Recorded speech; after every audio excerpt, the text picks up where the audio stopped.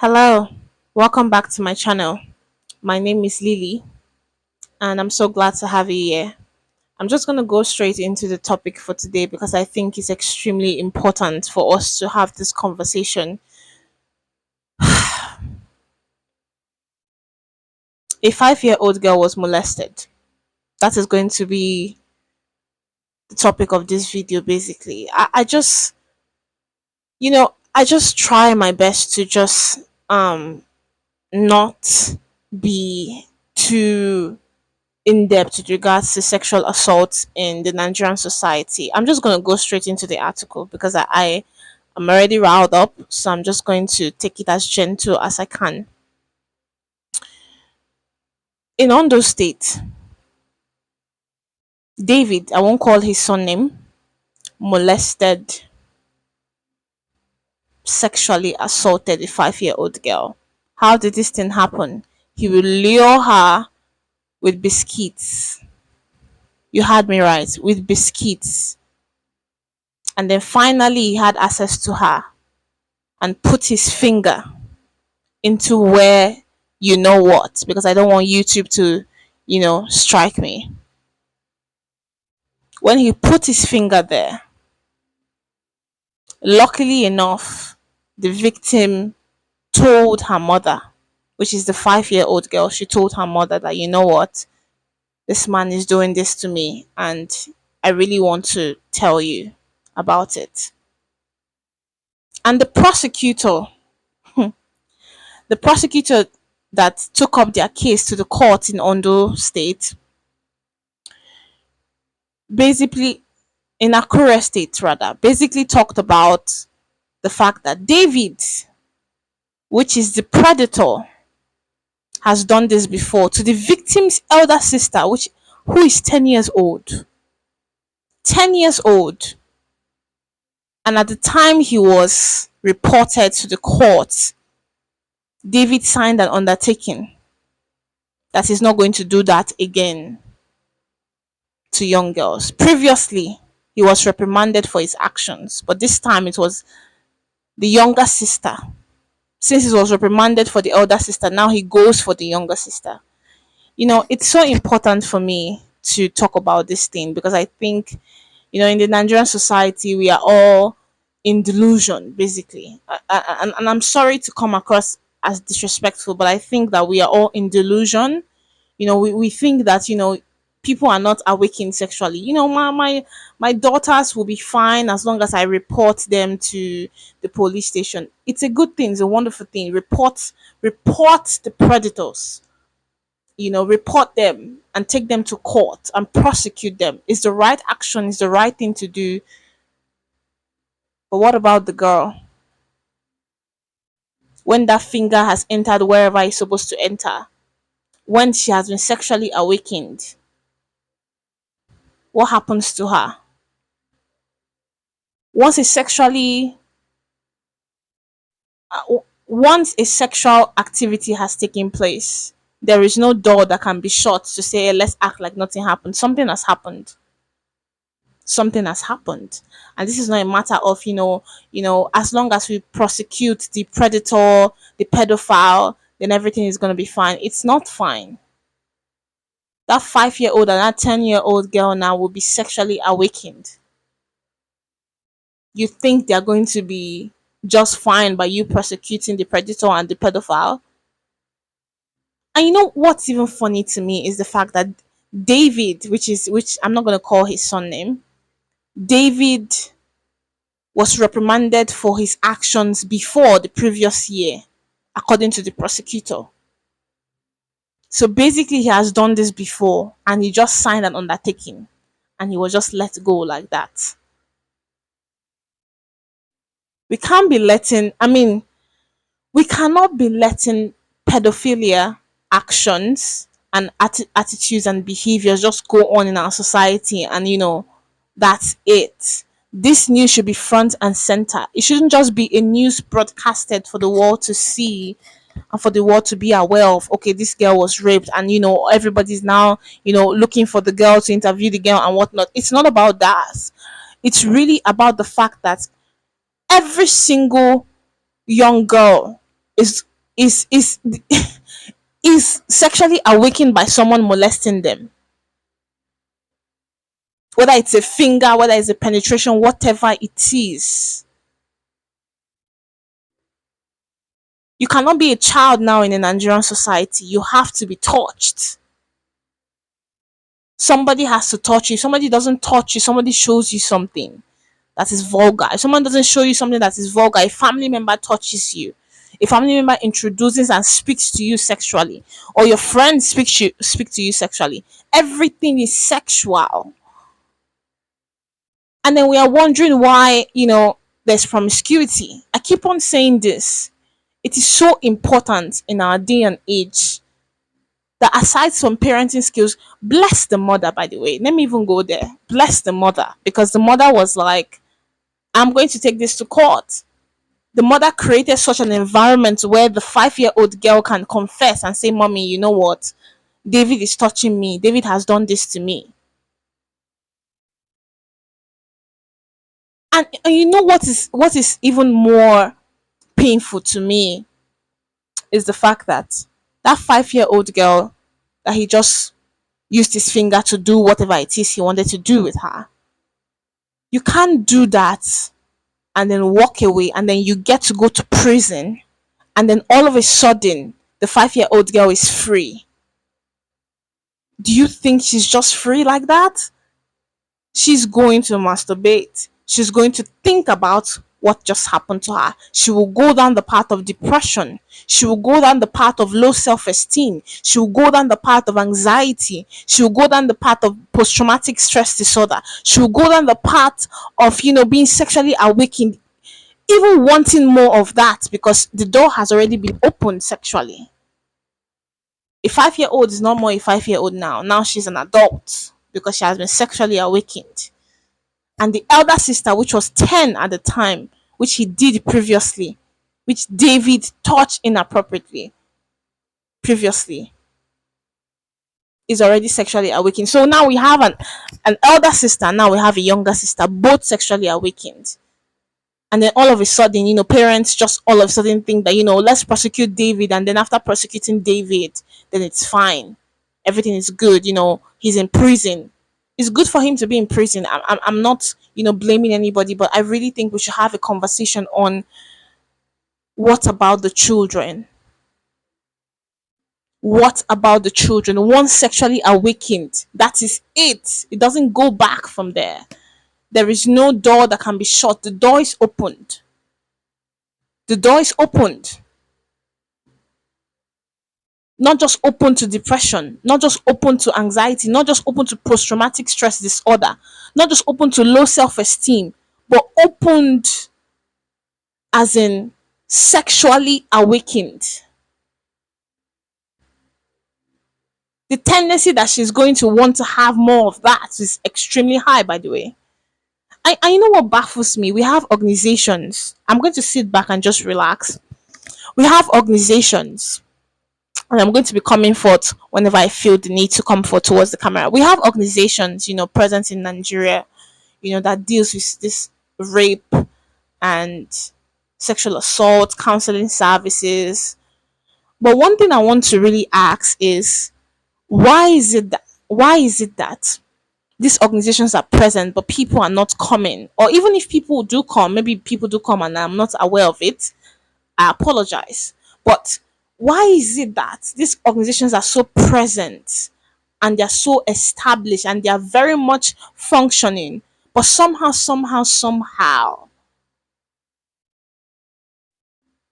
people don't even like, hello, my daughter was raped and I want you guys intervention. Why is it that people don't reach out to these organizations? I think that's a greater question we need to ask. Why are organizations present and parents and individuals that are affected by sexual assault, families, children that are affected by sexual assault don't have the resources to reach out? And even if they do, there is this tabooistic thing about coming forth as a rape victim and bringing your child to a certain organization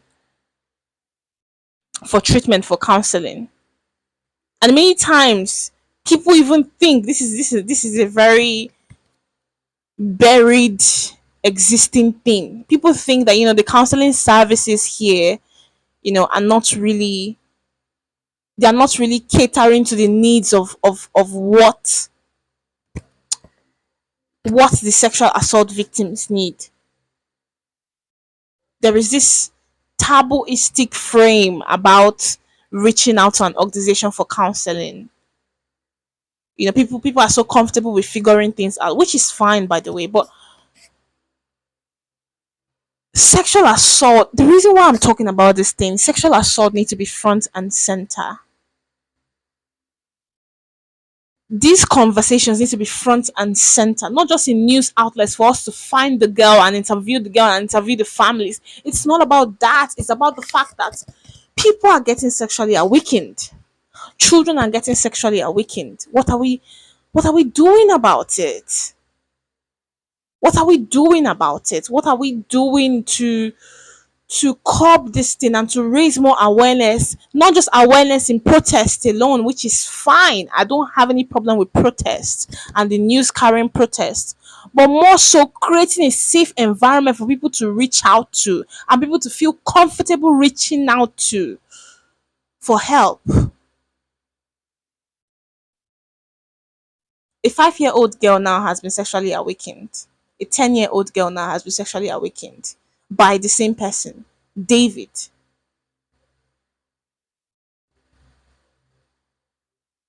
Sometimes I begin to ask myself, like, what is so attractive about a 10-year-old?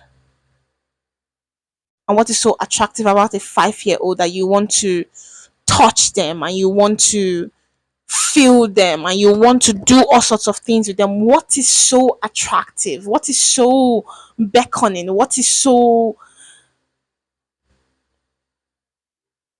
And we don't even talk about the fact that the pedophiles that do this, many a times, many of them have been sexually assaulted themselves. And so, because they were sexually awakened and sexually assaulted themselves, they become monsters too. A popular saying, hot people, hot people. Am I defending his behavior? Absolutely not. People that molest people are also broken people that have been molested themselves.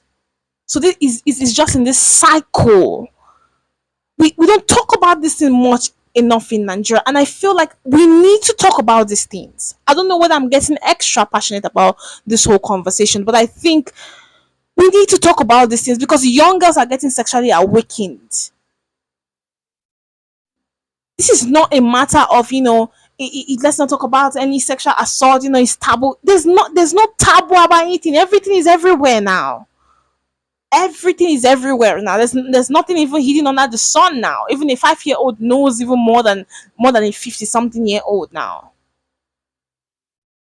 We need to start having these conversations and start talking about what we can do with regards to schools, with regards to parenting, with regards to so many other things. I applaud the mother, by the way, because the mother created a safe environment for her child to come forth and say, you know what, mommy, David is doing something. That is amazing. That is a very healthy parenting style for your daughter to be able to open up to you. Unfortunately, in Nigerian society, parents don't create a safe environment. So I'm really happy to really find this out, that a 5-year-old is able to open up. It is sad to see two girls molested by the same person, lured by gifts such as biscuits. Biscuits now has become a way that children can get sexually assaulted. Biscuits. We shouldn't just be talking about political news and global news, and with regards to political news and climate change, and those are important things, by the way. I'm not disrespecting, and I'm not underrating them. Those are important conversations, but I think grassroots problems should be highlighted, not top-notch problems, not top tier problems. Grassroots problems should also be highlighted as much as top tier problems is highlighted. policies should be not just, we're not just talking about policies now, we're talking about what is happening to our society, literally. What is happening? I don't even know if that 10-year-old now will have access to counseling service. I don't even know if that counseling service is safe enough. I'm not bashing anybody. I'm just, my concerns are high at this point. Because if you really want to do research on how many people are willing to go to counseling agencies for counseling, people are like, ugh, they might probably judge me. I might probably pay this much money, or, you know, I might not get what I want. And so many things circling why sexual assault is just happening and there's no counseling, and people are afraid to go for counseling, and people don't even have, are not even aware of counseling agencies. So many catastrophic things. And the thing that breaks my heart the more is the fact that the way young girls are getting sexually assaulted by family members, by friends, by neighbors, not just sexually assaulted, sexually awakened. Once a sexual door has been opened, it doesn't get shut. It is not something that, oh, I can now act like it didn't happen. It happened. It happened. Post traumatic stress disorder, low self esteem, depression, anxiety. In worst case scenario, victims even turn into monsters because they've been hurt as well. It is just,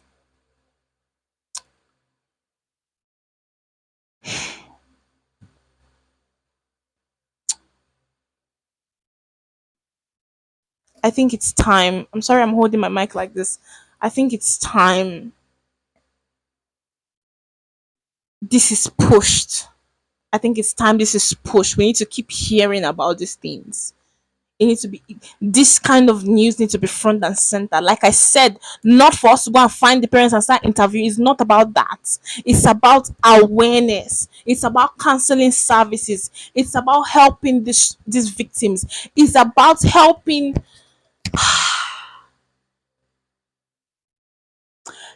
our degenerated society.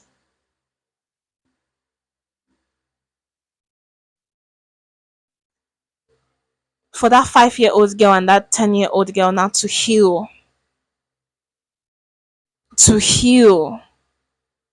from this sexual assault. They're going to be fighting addictions now. People think addictions is just, a habit that just comes. No. A lot of times sexual abuse starts addictions. You don't just get addicted. A lot of times sexual abuse starts the addiction cycle. Nobody's safe anymore. It's almost like you must be sexually awakened. A 5-year-old, a 10-year-old, a 20-year-old, a 25, everybody must be sexually awakened. And if you look at the state of our society now, in Nigerian society, young people, older folks, this David now is supposed to be a safe space for these children with regards to helping them and making sure they are safe. Now he's the predator. Now these children don't have anybody. The tendency that they will even trust any matured figure now is really low. What are we doing? What are we doing as a Nigerian society to help to have conversations on this matter? What are we doing? Why is this not front and center? Why is this grassroots problems not front and center? As much as we talk about politics, as much as we talk about so many other things, why is this not front and center? Like I said, not front and center for interview and article and blog posts, but more so about awareness, more so about healing, more so about talking about the degeneration of our society. People are getting broken. destroyed. Nobody's safe, not even kids.